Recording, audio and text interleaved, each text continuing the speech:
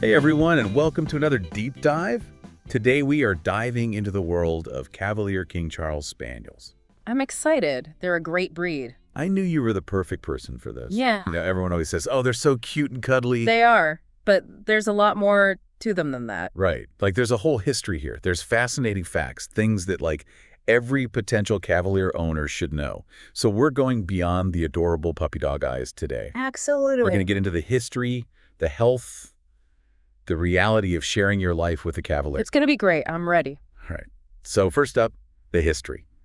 I feel like most people just assume Cavaliers are as British as, well, the Queen, right? Yeah, I mean, they are definitely a British breed, but it's hold on to your hats because the story might actually begin much, much earlier, maybe even as far back as the 12th or 13th century. And get this, possibly in the Far East? Wait, really? Far East? Yeah. As an opposite of England, Far East. Exactly. Some historians think that Italian traders, you know those, going all over the spice routes, may have brought back small spaniels from China or other parts of Asia. Wow, so not a British thing at all. Right. It's already blowing my mind. And it gets better. If you look at early Italian paintings, we're talking like way back to the 1400s, you'll find these little spaniels that bear a striking resemblance to the Cavalier. Really? One painting, The Vision of St. Eustace from 1440, actually features a dog that looks so much like a Cavalier. It's amazing to see that visual connection across centuries. Okay, so they were hanging out with Italian nobles back then, but then how did they become like the dog to have in England? You know, King Charles Spaniels and all that. Well, that's where we enter the glamorous world of European royalty. Okay. Toy spaniels became incredibly popular with the aristocracy, especially in England. Right. And of course, King Charles II, the merry monarch himself, was completely smitten with them. Of course. He adored these little dogs so much that he was rarely seen without at least 2 or 3 by his side. It's like the 17th century version of a celebrity with a signature look. Absolutely. And that's how they got their name, the Cavalier King Charles Spaniel, a tribute to their most devoted royal fan. Ah. Although there is a common myth that Cavaliers were allowed special access to any public building, thanks to King Charles. Really? Like a royal decree stating, these dogs are so cute they can go anywhere. No, unfortunately not. It's just a charming legend. While we love our Cavaliers dearly, they don't quite have that kind of pull. Too bad. They deserve it. I bet their little faces get them pretty far, though. I don't think I could say no to that face. You're absolutely right. But as much as those royal connections solidified the Cavaliers' place in history, there's a surprising twist during the Victorian era. Remember how we were talking about those short-faced dogs? Right, the pugs, the bulldogs. Exactly. Sadly, this trend almost led to the extinction of our beloved Cavalier. See, the Victorians developed a fondness for increasingly flat-faced dogs. Oh. And to achieve this look, Cavaliers were often crossed with these other short-faced breeds, which drastically altered their appearance. So the Cavalier we know and love today, those long noses, those big ears, all that almost disappeared because of Victorian fashion trends. It's a cautionary tale for sure. Thankfully, not everyone had forgotten those classic Cavalier looks. Thank goodness. And that brings us to a true hero in the Cavalier story, Roswell Eldridge. Oh, yes. He's the one who really brought them back from the brink. He did. You see, Eldridge was a wealthy American who, while visiting England in the early 1900s, became captivated by the Cavaliers he saw in old paintings. Ah. He loved that classic look, the longer nose, the flatter skull, and decided to revive the breed. There's something about those old paintings. So how did he do it? I mean, how do you single-handedly change the course of a whole breed? Well, Eldridge understood the power of a good incentive. In 1926, he offered a rather enticing prize at a prestigious dog show. 25 pounds of sterling silver for the best male and female Blenheim Spaniels of the old type. Wait, 25 pounds of silver? I don't know much about precious metals, but that's had to be a lot. It was a small fortune at the time. It was a bold statement that got everyone's attention. And he wasn't just looking for any spaniel. He specifically wanted those classic features he'd seen in the paintings. Longer faces, flatter skulls, the whole package. Okay, that's genius. Target their competitive spirit and offer a king's ransom. No wonder people took notice. It absolutely worked. Sadly, Eldridge passed away before he could see his vision fully realized. But inspired by his passion and, let's be honest, those incredible prizes, Right. dedicated breeders took up the mantle. They used those early spaniels, the ones that most resembled the dogs from the paintings, and they painstakingly bred them back to their former glory. It's almost like a real-life dog show fairy tale. Huh? And this all led to the formation of the Cavalier King Charles Spaniel Club in 1928, right? Exactly. It marked a turning point for the breed. But here's a funny little detail. The Kennel Club in England didn't officially recognize the Cavalier King Charles Spaniel as a distinct breed until 1945. Wow, so almost 2 decades later. Talk about a long road to recognition. But hey, they got there. They did! And that, my friend, is how the Cavalier King Charles Spaniel we know and love today came to be. Okay, so we've gone from ancient spice roots to Italian masterpieces to English royalty and finally a dedicated group of breeders who literally saved the breed from disappearing. Whew, that's quite the journey. But I'm curious, knowing all of this, does it change how you see the Cavalier? For me, it deepens the appreciation, It's not just a cute face. There's this whole legacy behind them. I totally get that. But speaking of more than just a cute face, what about their personality? Because let's be honest, that's a huge part of what makes these dogs so special, right? Oh, absolutely. Their temperament is truly one of their most endearing qualities. The word that just comes to mind is adaptable. Adaptable. So they can hang with royalty one minute and be totally down to earth the next. Exactly. They're incredibly versatile dogs. I mean, we have actual descriptors from the sources here, and I quote, gay, friendly, non-aggressive, active, graceful, fearless, sporting, gentle, and affectionate. Wow. Okay, that is a lot of positive adjectives. It's like they embody the best of both worlds. They've got that playful energy, but also that gentle, affectionate side. And that's what makes them so wonderful to live with. They really do thrive on human companionship. They love being part of the family, going on adventures, and just being wherever you are. It's giving Velcro dog, but in the best way possible. But I do want to circle back to that word, fearless. Does that mean they're not naturally wary of strangers? Because, as much as we want to believe everyone is good, that's not always the reality, unfortunately. That's a really important point, and it's something potential Cavalier owners need to be aware of. When we say fearless, it's not that they're incapable of feeling fear. It's more that their default setting is to see the good in everyone. They're incredibly trusting, sometimes to a fault. Okay, so not necessarily the best guard dogs then. Probably not going to win any Beware of Dog awards. That's why training and socialization are crucial with this breed from a young age. They need to learn how to interact appropriately with strangers, with other dogs, with all sorts of situations. It's about channeling their boundless enthusiasm and teaching them some boundaries. Boundaries are good. So we're talking basic obedience, maybe some impulse control training. Exactly. Things like walking nicely on a leash, not jumping on guests, not chasing after every squirrel they see. Those are all things that can be taught. But it takes patience, consistency, and positive reinforcement. Remember, these are sensitive souls. Harsh training methods just won't work with a Cavalier. Makes sense. They're all about love and positivity. But speaking of training, aren't they known for being a bit, shall we say, independent when it comes to following commands? There's that spaniel stubbornness, but I like to think of it as them having a mind of their own. They're intelligent dogs, and they definitely enjoy a good puzzle, whether that's figuring out a new toy or, yes, sometimes testing the limits of your commands. So maybe not the easiest breed to train. I wouldn't say impossible, just maybe a tad more engaging. The key is to keep it fun and interesting for them.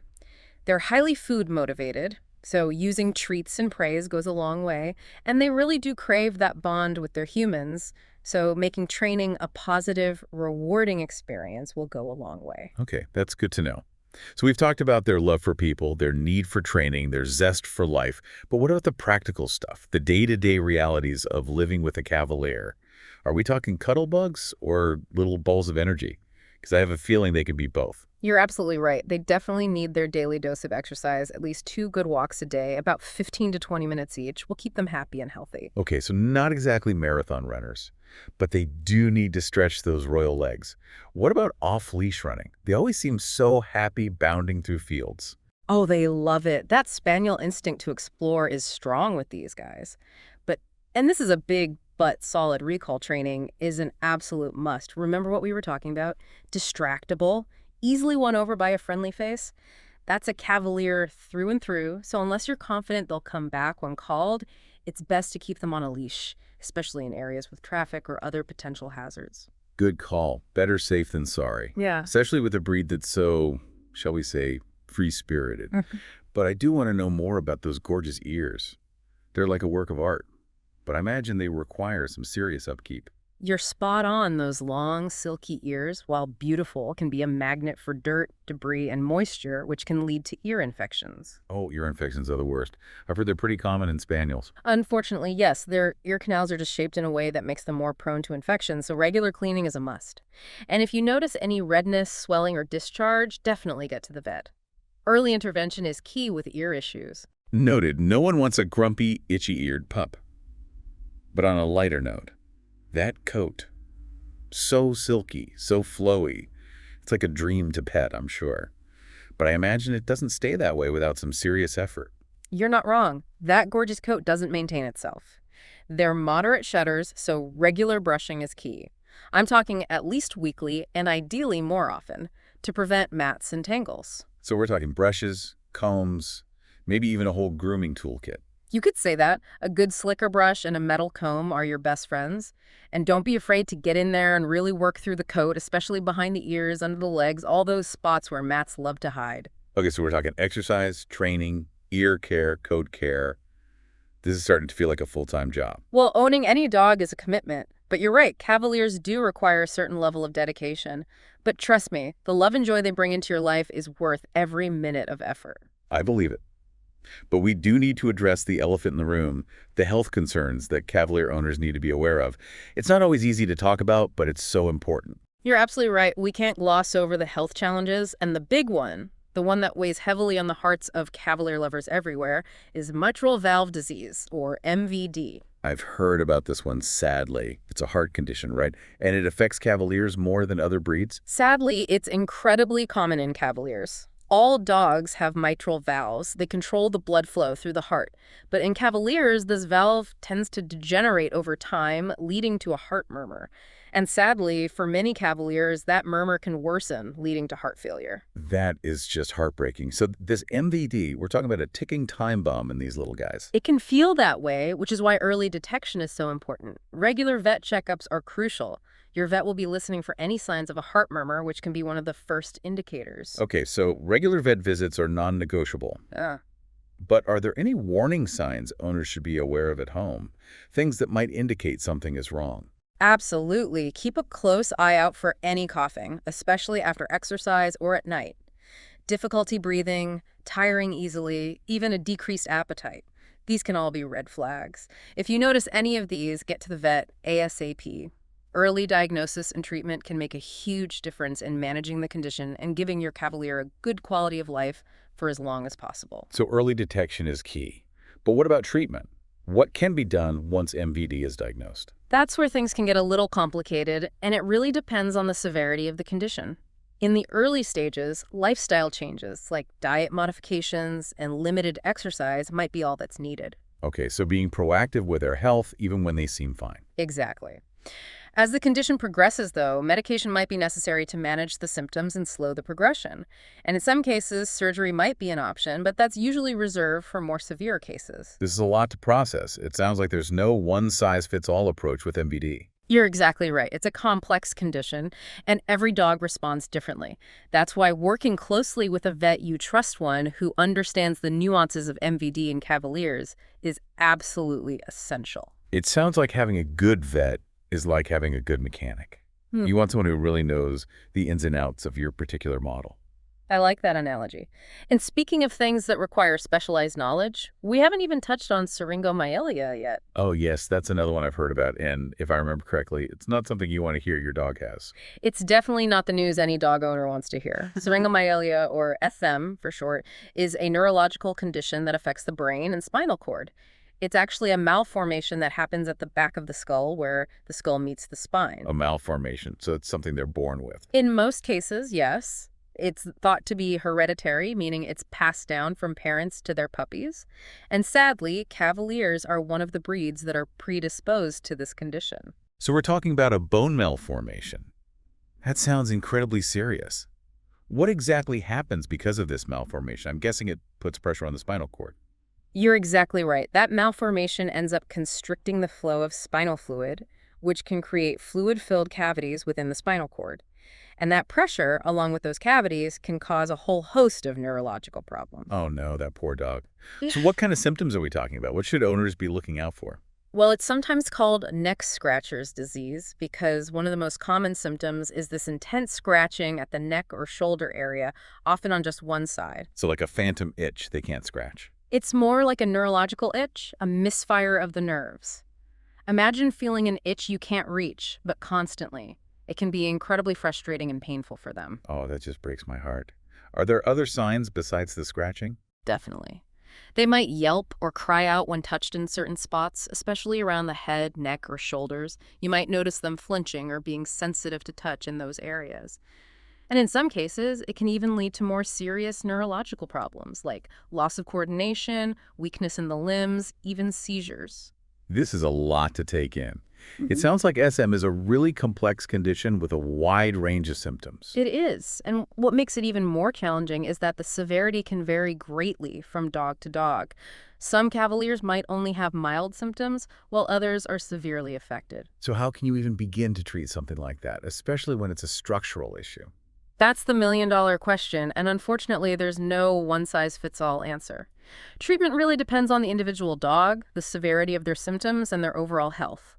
In some cases, medication might be enough to manage the pain and inflammation. So pain management is the primary focus. In many cases, yes. The goal is to improve their quality of life as much as possible, and for many dogs, that means keeping them comfortable and pain-free. I can understand that. Are there any other treatment options besides medication? There are. In more severe cases, surgery might be an option to try to create more space for the spinal cord and reduce the pressure, but surgery is a big decision with its own set of risks and benefits, so it's something that should be discussed carefully with a veterinary specialist. It sounds like with both MVD and SM, finding a vet who really specializes in Cavalier health is crucial. You're so right. Not all vets have the same level of experience with these breed-specific conditions, so doing your research and finding a vet who understands the unique needs of Cavaliers can make all the difference. I'm hearing you. Okay, so we've talked about these two big ones, MVD and SM. Are there any other common health concerns Cavalier owners should be aware of? Well, Cavaliers, like many breeds with those big, soulful eyes, are also prone to certain eye conditions. Things like dry eye, cataracts, and retinal problems are more common in this breed than in some others. It's like those gorgeous eyes come with a price. Are these conditions preventable? Not always, unfortunately. Some are hereditary, just like MVD and SM, but there are things you can do to minimize the risks, like regular eye exams, of course. And keeping them up to date on their vaccinations and heartworm prevention is also important, because those can sometimes lead to eye problems if left untreated. Okay, so proactive healthcare is key. It's like taking your car in for regular tune-ups. It's always better to catch small problems before they turn into big ones. Exactly. And I can't stress enough the importance of finding a responsible breeder if you're considering welcoming a Cavalier into your life. Yes, a good breeder can make all the difference. But what should people look for? What makes a breeder responsible? That's such a crucial question. A responsible breeder will prioritize the health and well-being of their dogs above everything else. They'll do all the recommended health screenings on their breeding dogs to check for things like MVD, SM, eye conditions, and other hereditary problems. So they're not just breeding for looks, they're breeding for healthy dogs. Exactly. They're also the guardians of the breed's temperament. They're looking for those classic Cavalier traits, the gentleness, the playfulness, the affectionate nature, and they'll be happy to answer any questions you have, even the tough ones. So it sounds like finding a good breeder is like finding a good mentor. You want someone who's knowledgeable, experienced, and who truly cares about the well-being of their dogs. You got it. It's about finding someone who shares your values and who understands that bringing a dog into your life is a lifetime commitment. A commitment that comes with a whole lot of love, I'm sure. We've covered so much ground in this deep dive, from the Cavaliers' rich history to the realities of their health challenges. If you had to leave our listeners with just one takeaway, one piece of advice, what would it be? I would say this. Cavaliers are incredible dogs, full of love, loyalty, and joy. But they do come with unique health considerations that are important to understand before you bring one home. Do your research, find a responsible breeder, and be prepared to provide love and care they need to thrive. They're worth it. Couldn't have said it better myself. Listener, I hope this deep dive has given you a well-rounded understanding of this incredible breed. They might not be the right fit for everyone, but one thing is for sure. Cavaliers hold a special place in the world of dogs, and their story is one worth celebrating.